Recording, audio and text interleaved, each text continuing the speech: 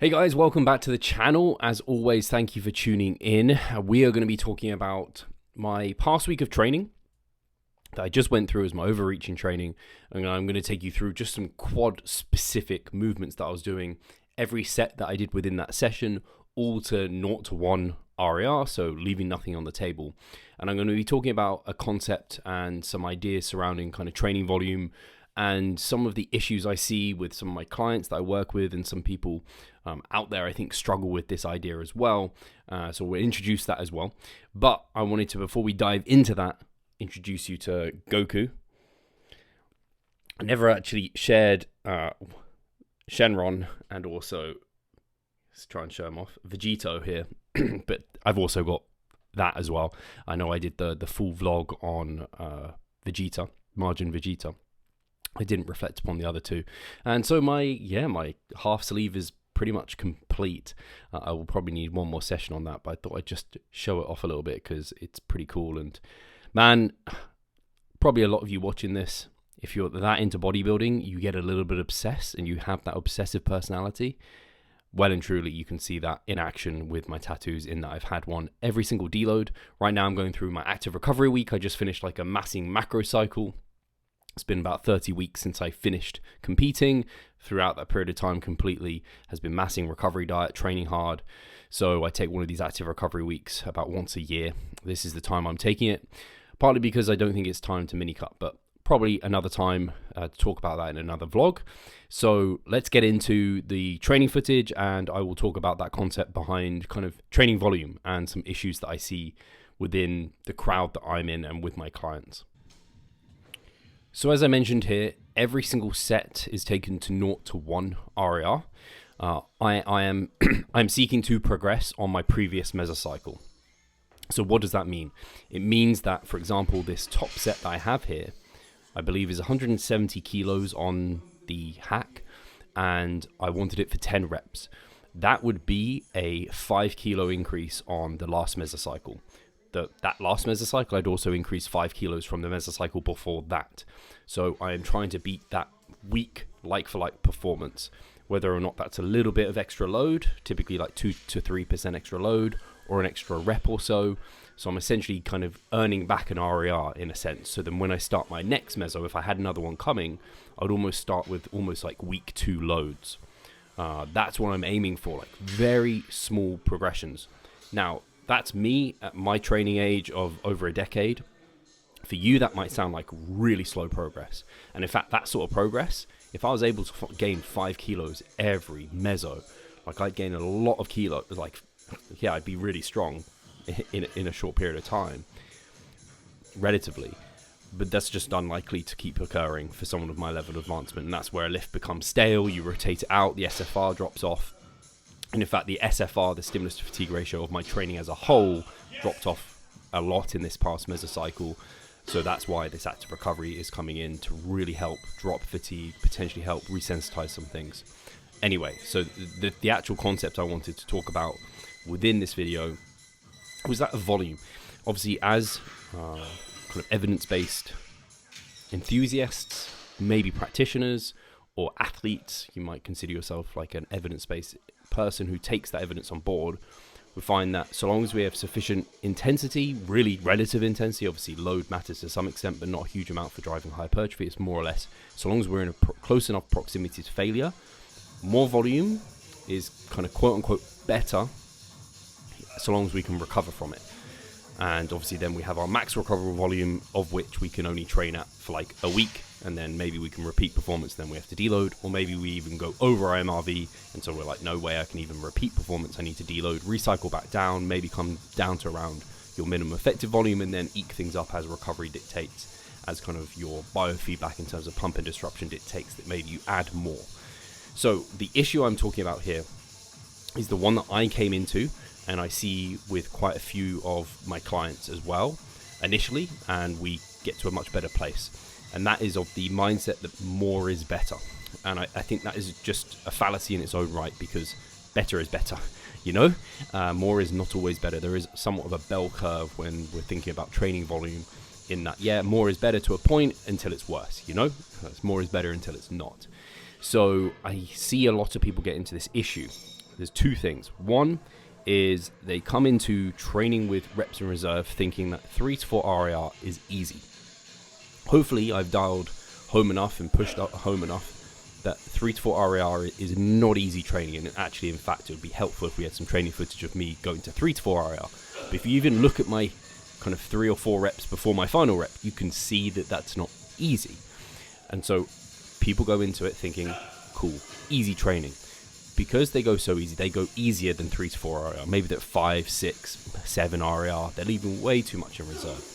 So then when they're trying to use the biofeedback of pump disruption, soreness, they're like, well, of course I'm like recovered. And they need like where in week 1 where it should be somewhat like hard, but we can go harder. They, rather than needing like maybe on average 8 to 10 sets per muscle group for that week, they're needing like more like 14 to 16 sets. And then they're able to add lots of sets because they're like, oh, well, my pump and disruption is not that much. I'm recovering on time really easily. I can definitely handle more. And they're adding and adding and adding. So their set volume is just getting kind of the more and more and more. And the issue here is, one, they've started too easy. And so they're not training in that proximity to failure. And so they're trying to make up for it through volume, but they're not meaning to. It's not their necessarily fault as such. It's just they've got these concepts in their head drilled home by various camps or whatever. You hear it, you're like 3 to 4 RIR, that's easy training. It's just what people a lot of the time have said. So try and dial home or drive home, the fact that that isn't easy, especially on the big compound lifts. It's easier on isolation lifts, but failure is easier on isolation lifts. So anyway, they get into this position where there's just vast quantities of work. So even if they wanted to be able to take everything to like 0 RIR, there's just so much work that they end up not being able to achieve that goal. The analogy I would use is take yourself at work for whatever it is. I can take myself as an example. If on this Friday, I had to program, I had like a full roster of client check-ins, I had my programming to do, I had to set up 2 new clients, I had to record 2 podcasts, I had to do a piece of social media content. If I had to do all of that amount of work, is my quality going to be high?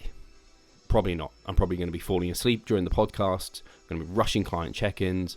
I'm going to be setting up people poorly and not putting my all into it. I'm spreading myself too thinly so I can't give my all to those tasks. Whereas, normally my Friday consists of programming for clients, half day of client check-ins, maybe a podcast at most. So it's like half that amount of work, essentially, is what I'm trying to say. And with that, I'm much more able to give good amounts of quality to everything. So when you have few tasks, you just think about it, you've got 3 tasks to do, you can give your all to all of them.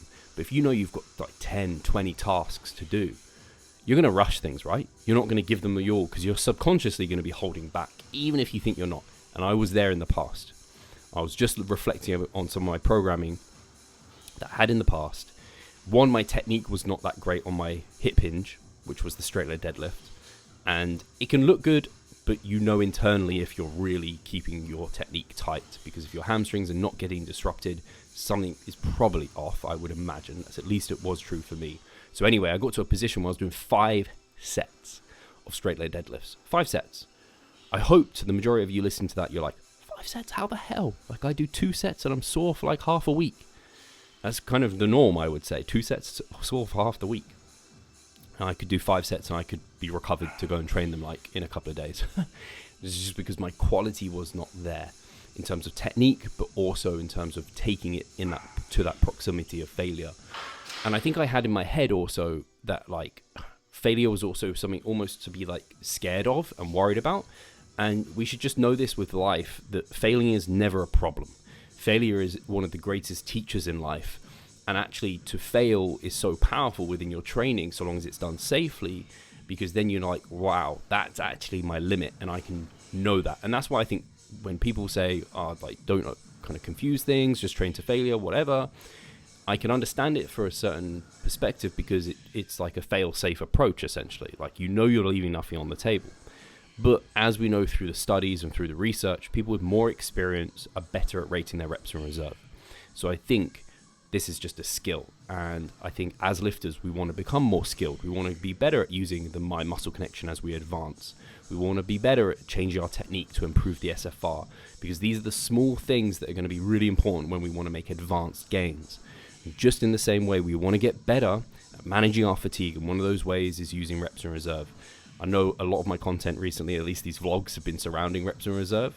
And I would very much encourage you, if you would like to hear about other things, there is definitely other things that I could talk about. I sometimes struggle for content production from that standpoint, and I think it's probably more interesting to see my 0 to 1 RAR kind of training. But that's the real take-home message that I wanted for you guys today. And that's my, how many sets did I do today? So I had, was it 3 sets on the hack that was there, and then I had 1, 2, 3 sets of leg press. So 6 total sets for my quads in that session. And I would say I'm one of those people that have like quite a high quad volume tolerance. They aren't one of my strongest muscle groups. I can grind out reps. They're probably a little bit more slow twitch, and so I can benefit from a bit more volume. But my previous training would have been something like I'd start at maybe 5 sets for my quads in week 1, and I maybe would I'd add a set every single week for sure to those. So then I'd end up at like 10 sets in a session, whereas this was much more along the lines of like maybe I added like a couple of sets across the meso. And for my level of advancement, it makes much more sense that my MEV to MRV are much more tightly bound. But I find when, and this is what I refer to with my clients, when they come to me and they have this background and I show them their first week of training and they're like, oh my gosh, Steve, like that's less training than I've done like ever since I started programming for myself. And then we go through it and we check over their kind of intensity within videos. We check over their form, their quality essentially is what we're trying to drive home. And then in their final week, they're doing less volume than they would in their even beginning week of the meso, because now we've dialed it in. We've got that quality which comes, and once quality is there, you can add quantity and it's going to be beneficial. But until you've got to that point, there's no point going down that route. It's kind of the same way with technique. You want like decent enough technique before you start trying to add reps, add volume, add load, because when you start doing that, what's your technique going to do? If anything, it's going to get worse. If your technique is okay right now, keep things the same and just look to make it better, because that in itself is a progression. And if your technique is bad, reset things. And that's what I've done, and you will have to do multiple times for multiple lifts, particularly the pulling movements in your lifting career, because, and I think it's appropriate. Your form is good, you progress, and sometimes there's a little bit of like form breakdown. It's not quite as good as you wanted it to be, so it might fall back into okay form, and eventually it might fall into, actually, your form is a bit poor now, reset things, go again. And that's fine, so long as in the long run, it's kind of like massium cutting or mini cutting, like you mass up, you mini cut back down, but then you mass up, and eventually you end up much heavier than you were, and you're not kind of back at square one. Like you have to push, pull back, you push with your meso, accumulating volume, intensity, deload, come down, push back up, and eventually you are in a better position long term. So that was really my chat today. I wonder if any of you have experienced that, where you've had that kind of more is better mentality, and then you've kind of realized, my quality maybe wasn't there, and that's really substantially reduced the quantity of work that you have to do. I'd be very interested to hear about that. Or if you've heard this and you're like, I'm going to actually think about that a little bit more and apply myself better within my mesocycles and not start with so much, and make sure that week 1 is a hard week of training, because if it isn't, it's not overloading. And it has to be overloading. It has to disrupt my homeostasis to cause growth. So if you feel like it was easy, I can guarantee it's probably not growing you unless you're an absolute newbie to the gym. So guys, hopefully you've enjoyed this. Like I said, if you've got any questions, if you would like any vlog topics to be covered, do let me know. If you think, comment below like Goku if you made it this far, because obviously this is Goku that I have on my wrist, and elbow, wrist, forearm. I know my anatomy a little bit. Guys, thank you for listening as always, and I'll talk to you soon. Take care.